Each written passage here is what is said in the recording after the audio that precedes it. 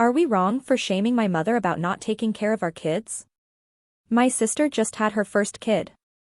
I have 2 kids, 6 and 9. My mother was never a hands-on grandma, which is completely fine. I learned my lesson early on about asking her to babysit. She would either tell me yes, and cancel at the last minute, or get mad at me for asking. Now, this by itself wouldn't be a huge deal. However, my mother was the kind of mother who would drop us off at our grandparents' all the time. Holidays, we would get dropped off the second day off and picked up 3 days before school started. We spent every weekend with them.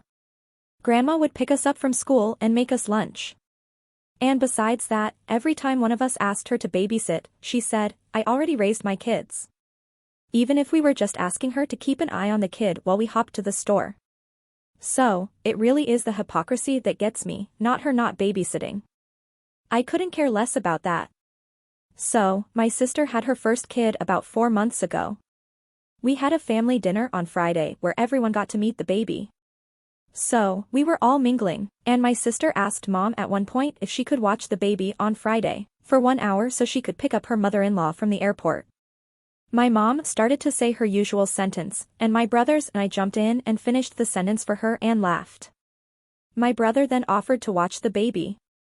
We thought it was over, but Mom was offended and went on a long rant about disrespect.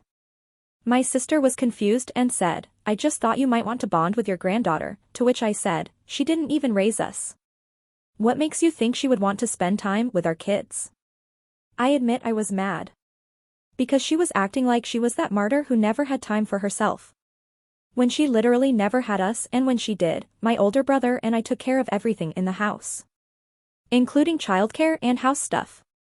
Obviously, my mother got furious, saying that I was ungrateful.